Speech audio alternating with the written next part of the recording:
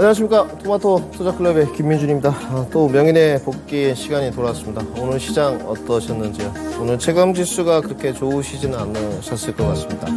지수가 하방 경직성은 좀 확보한 것 같은데, 그렇죠. 2480선에서 반등이 나왔으니까 확보가 좀 된 것 같은데, 이벤트들이 좀 기다리고 있습니다. 특히나 이제 잭슨홀 미팅에서 제롬 파월 의장의 어떤 연설에 굉장히 귀추가 좀 주목되는 모습인데, 아직까지는 조금 광기어린 테마들이 좀 시장을 지배하고 있는 장세다.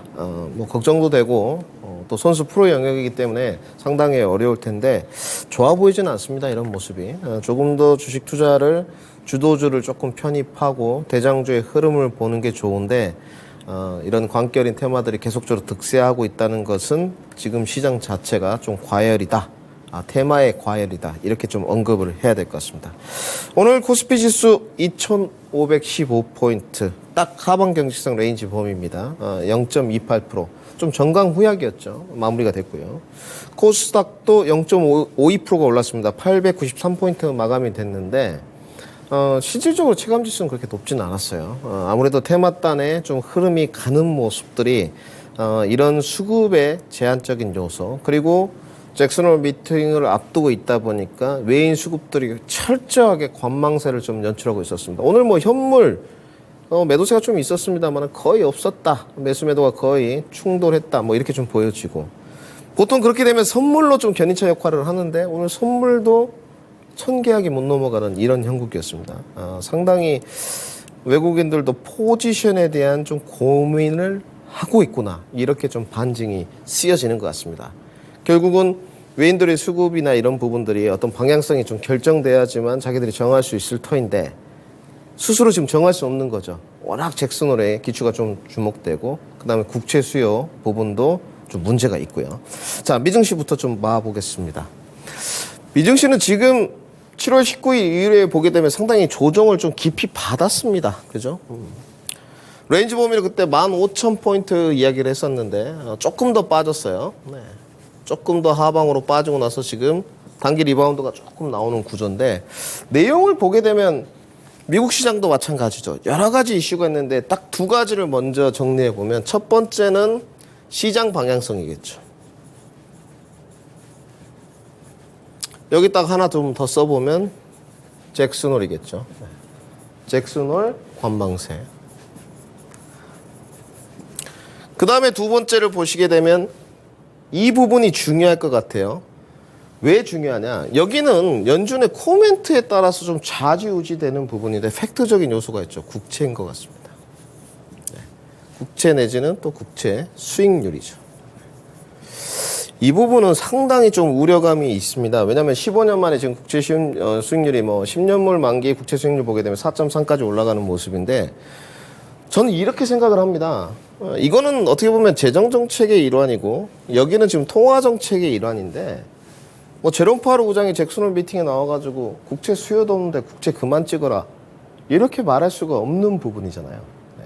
하나둘씩 좀 풀어가면 이 두 가지가 지금 시장을 좀 흔드는 요소인 것 같습니다. 여기에 조금 추가 알파로 추가해보자면 어떤 중국과 미국의 힘겨루기 싸움, 요런 형국인 것 같아요. 네.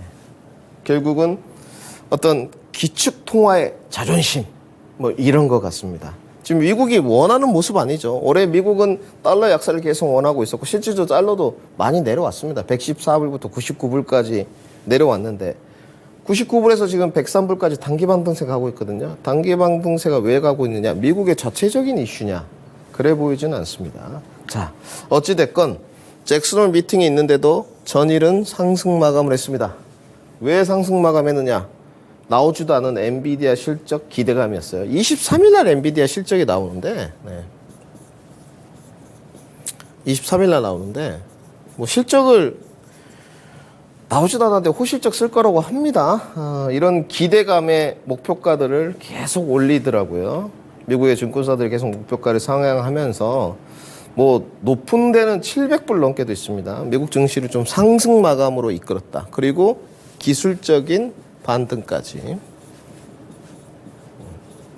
아쉬운 거는 전일 미국 시장에 반등의 크기만큼 국내 시장 반등이 나오지 않았다는 것은 좀 아쉬운 것 같습니다.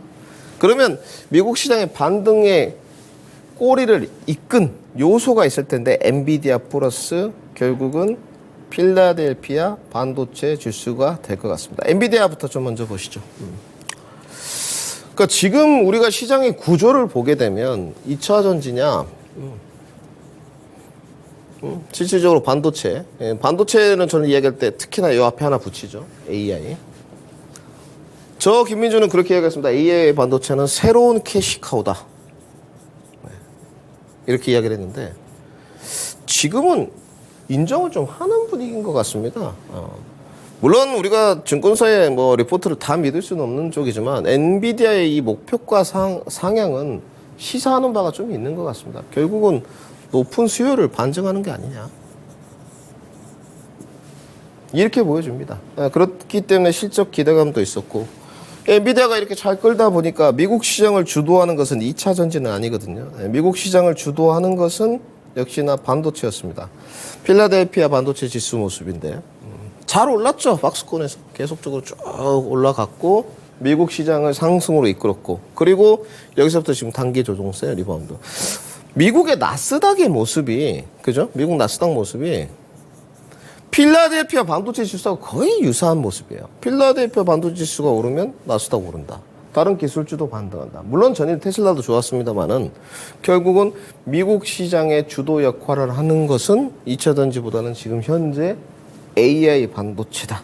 이렇게 말씀드려야 될 것 같습니다. 결국은 필라델피아 반도체 지수 상승하면서 AI 반도체 엔비디아가 부각되는 모습이었습니다. 자, 국내로 좀 넘어가기 전에 이걸 하나 보시죠. 오늘 이 부분을 좀 설명을 드려야 될 것 같은데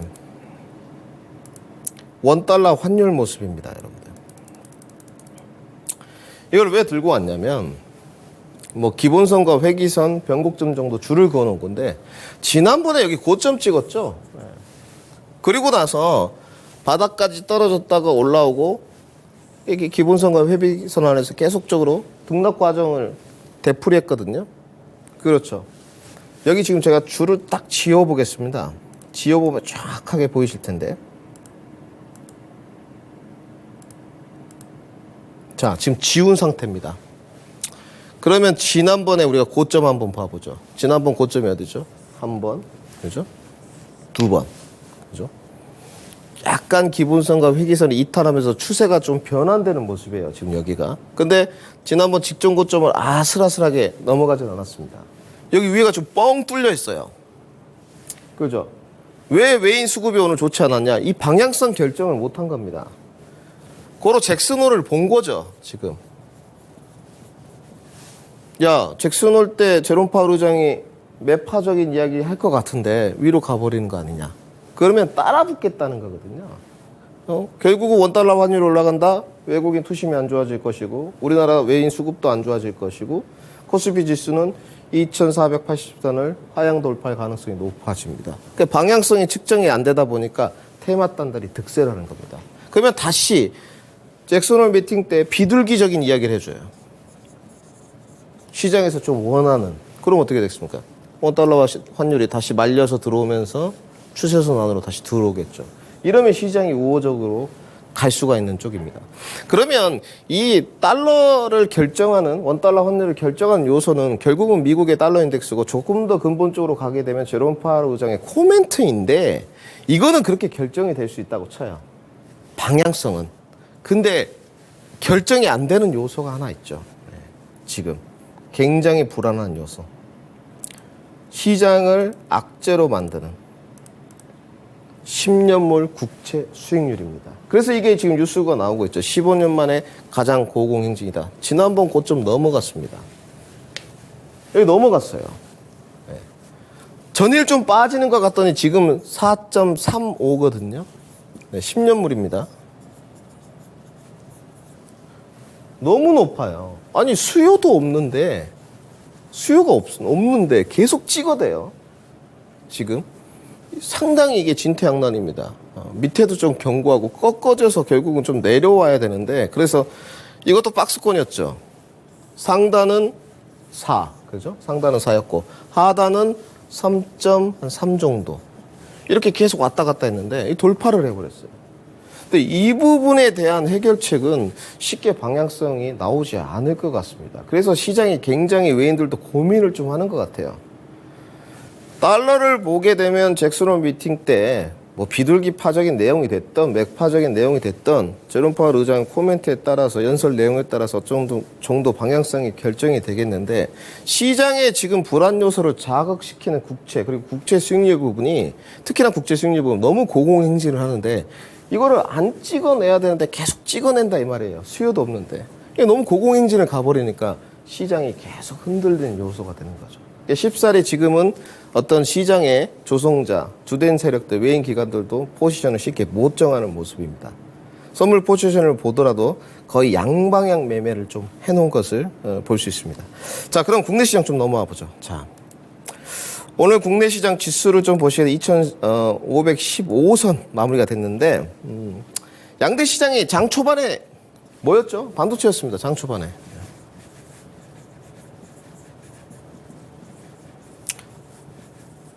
근데 힘 없더라고요. 이렇게 내려가 버리더라고요. 아니, 지금은 저는 이렇게밖에 표현이 안 될 것 같습니다. 광기. 네. 오늘도 이 이야기를 좀 나눴는데 공개방송 시간에 아니라고 하잖아요. 네. 네이처에서도 아니다고 하고 미국 시장도 아니라고 하고 중국도 아니라고 하고 독일도 아니라고 하고 그리고 신성텔타테크 퀀텀 에너지 지분 상각 처리했다는 뉴스까지도 나왔는데 오늘 상한가 직행했습니다. 이런 모습을 좀 보게 되면 그러면서 이제 주도주 반도체가 못 가고 커플링이 안 되면서 오후 시장에 반락이 있었는데 오후 시장에 반락이 딱 있으니까 테마단들이 득세하는 겁니다. 그리고 좀 실체가 있다는 쪽이 맥신이에요. 이거는 지금 나온 그 재료가 아닙니다. 10여 년 전부터 있었는데 이제 대량 생산이 가능하다 이런 이슈인데 요즘의 기업들의 특성을 보게 되면 이런 쪽이에요. 우리랑 관련 없다. 이렇게 부인합니다. 나중에 문제될 소지가 있으니까 관련 없다. 그리고 가장 뭐 특정 종목 이제 신성 델타테크가 됐건데 처음에 퀀텀 에너지 지분 55%로 갔지 않습니까? 근데 상각 처리했다는 내용이 나오는데도 좀 광기어린 매매가 나온다. 이 부분은 조금 시사하는 바가 큰 것 같습니다. 결국은 테마단으로 수급이 가니까, 그죠? 여기로 수급이 가니까. 지수 방어는 좀 됐죠. 삼성전자랑 하이닉스를 많이 안 뺐으니까. 또 올라가지는 못해요. 네. 그러면 앞으로 움직임은 뭐냐? 계속 기관 행보입니다. 잭슨홀 미팅이 끝나면서 불확실성 제거가 돼도 기관 행보냐? 예, 그랬습니다. 네. 저는 지금까지는 계속 눌림목 나오면서 고점 돌파, 눌림목 나오면서 고점 돌파, 눌림목 나오면서 이번에도 고점 돌파했어요. 이번에도 눌림목 나오면서 고점 돌파냐? 어렵습니다. 언제까지는? 9월까지는 무리다. 네. 단지 8월에는 계속 기간 행보를 할 거예요. 일정 부분 노이즈는 이미 선반영됐기 때문에 지금 테마단이 초전도체, 맥신, 후쿠시마 오염수 이렇게 돼 있는데 테마가 지배하는 오늘 시장 흐름이었다. 이렇게 정리해보고요. 자, 그러면 오늘 테마 한번 시원하게 한번 정리 같이 한번 해보시죠. 요즘에 이거 안 다루면 좀 서글픈 것 같은데 저는 솔직하게 우리 시청자분들은 이런 좀 내동매매는 안 하실까라고 생각하고 있겠습니다. 몇 종목만 보고 가겠습니다. 그리고 맥신 종목도 몇 종목 볼게요. 우선 오늘 신성 델타테크가 또 상한가로 갔어요. 또 상한가를 갔는데 설명 불가합니다.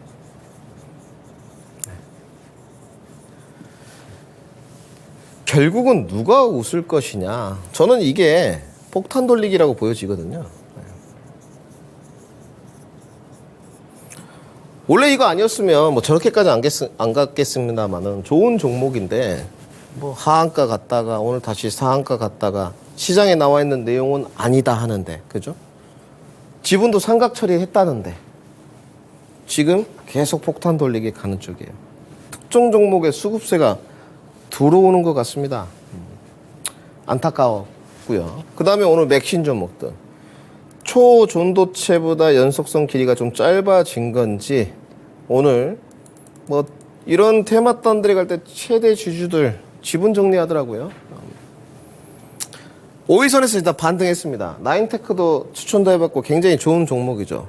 우리가 여기서 좀 선취를 해가지고 시장에서 맥신이 좀 붙어줘요.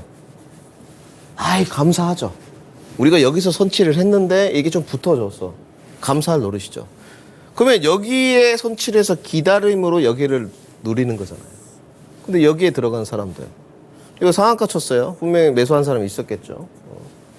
여기 상한가 쳤어요. 이날 매수한 사람은 개발학으로 출발해서 28%까지 빠졌으니까 다 손절이죠. 네.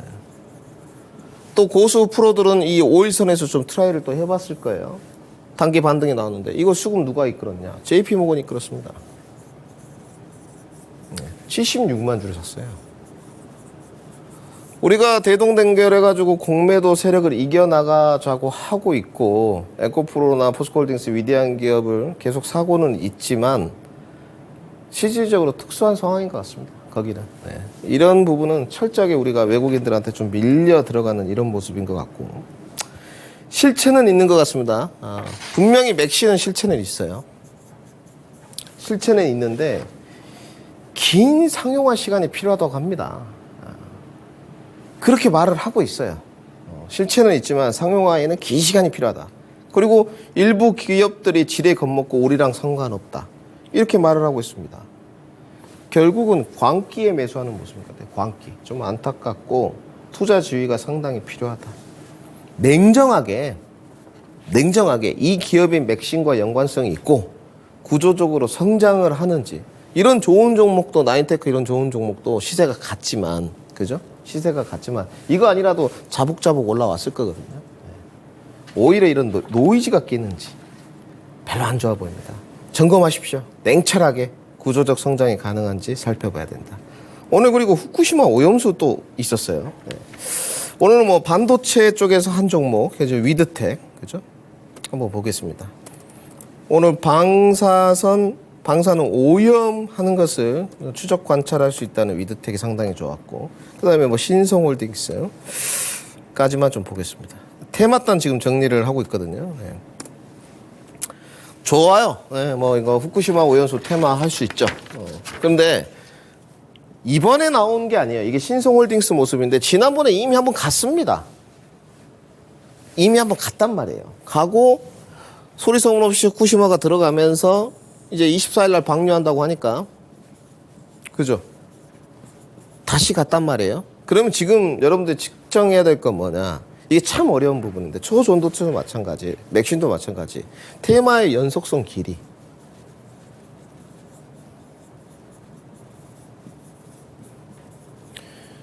이거를 측정해야 돼요. 이번에 테마가 불었는데 좀 쉬었다가 다시 올 수 있을 것이냐. 그리고 연속성이 얼마만큼 갈 수 있을 것이냐. 이걸 계속 측정해야 되는 거죠. 그러면 단편적으로 지금 24일 날 방류한다 그러면 그 이후에도 테마가 이어지는지 연속성을 체크해 보여야 돼야 되겠죠. 이게 가장 중요합니다. 왜 어차피 실적이나 이런 부분이 아니니까. 수급으로 가는 게 아니니까. 필요한 것 같고요. 그러면 후쿠시마 오염수는 24일을 기준치로 보시면 될 것 같아요. 24일을 기준치로 보면 된다는 거. 종목들이 뭐 오늘 초전도에 뭐 신성 델타테크, 파워로직스, 덕성, 나인테크, 아모센스 아무 관련 없다고 했고 맥신에서 위드텍까지 갔습니다만은 위드텍 같은 경우는 상당히 기업이 튼튼합니다. 상당히 튼튼해요. 거의 제가 알기로는 9년 연속 흑자를 기록하는 기업으로 알고 있는데 그때 상장 때도 좀 이슈가 굉장히 뜨거웠습니다. 근데 오늘은 후쿠시마 오염수가 엮이면서 갔어요. 그러면 이제 여러분들 판단하셔야 되겠죠. 나는 이 종목을 반도체를 좀 보고 갈 것이냐 아니면 후쿠시마 오염수 테마를 보고 24일까지 뭐 양봉 윗꼬리 또 접근하신 분들이 있겠죠. 여기를 보고 들어갈 것이냐. 분명히 여기 노리고 들어가신 분들이 있단 말이에요. 이거를 정말로 냉철하게 한번 판단을 해봐야 된다는 거. 자, 2차 전지로 넘어가죠. 2차 전지는 좀 걱정이 있었을 겁니다. 저도 주말에 약간 이런 이야기를 했습니다. 오노리스크가 한번 재부각되는지 보자. 사법부 판단 존중합니다. 존중해야죠. 대한민국 사람들 사법부 판단 어떻게 존중 안 하겠습니까? 좀 아쉬움은 있고 실형이 이제 확정됐어요. 반론의 여지가 없는 겁니다. 근데 이제 그 오노리스크가 과연 에코프로 그룹주에 어떤 영향력을 줄까 이게 중요한데 지금은 별 영향이 없는 것 같아요. 저는 세 가지로 봤거든요. 에코프로가 못 간다. 그죠? 못 간다. 그러면 수급은 포올로 올 것이다. 그죠? 그리고 포올도 안 온다. 그러면 섹터 전반에 낙수 효과로 갈 것이다. 네. 이렇게 봤는데 지금은 이게 다 아니죠. 그죠? 이것도 아니고 이것도 아니고 여기가 동그라미가 되죠. 수급이 여기로 들어왔어요. 근데 이 수급의 주체가 저는 외인이라고 보여집니다. 이래서 이제 이게 외인이나 기관들이 욕 먹는 거거든요. 네. 공매도 쳐놓고서 결국은 이 주가 오른 거 다시 수급 들어오니까 저는 뭐 오너리스크는 뭐 없어졌다가 보여지고 장기 투자 성장성은 여전하다고 보여집니다. 단지 신고가 돌파는 좀 어려울 거예요. 네. 상당히 시간이 좀 필요할 겁니다. 그러면 여러분들이 하실 건 하나, 어느 정도 투자 기간 확보해 갈 것이냐, 빠질 때마다 어떻게 추가 매수할 것이냐, 요걸 생각해야 되겠죠. 네. 그리고 뭐 중국에 이거 항상 많죠. 미국 쪽 신장 뭐 강제 노동, 전기차 부품까지 좀 확대하겠다. 그래서 반사익을 노릴 거라는 그런 기대감까지 좀 반영되었다는 거. 단지 에코프로냐 포스코홀딩스냐 계속 이 싸움은 있는 것 같아요. 제가 좀 설문조사를 한번 해봤습니다. 실질적으로 지금 10,000명 정도가 좀 봤던데 독보적으로 포홀이 좀 많습니다. 독보적으로 지금은. 둘 다 위대한 기업에 좀 포홀이 좀 많은 이유가 제가 봤을 때 두 가지인 것 같아요. 밸류, 조금 더 나은 수직 계열화. 이렇게 이야기를 해야 될 것 같습니다. 그러니까 실체가 있다는 거죠. 아르헨티나 호수 갖고 있지 않느냐. 밸류가 조금 더 메리트가 있지 않느냐. 이런 것 같습니다. 네. 여기가 한 90%면 에코프로가 지금 한 10% 정도로 하는 거. 흰겨루긴 여전하다. 단지 지금은 2차전지 소재 플러스 테마가 막 형성돼 있다 보니까 2차전지 전반의 낙수 효과는 좀 미비한 것 같아요. 네. 개별 이슈로 종목군이 이렇게 연출되는 것 같습니다. 대표적인 게 오늘 LS랑 LNF 합작법인 이야기가 있었거든요. 이런 내용들. 그리고 외국인의 시장 강망세 이겁니다.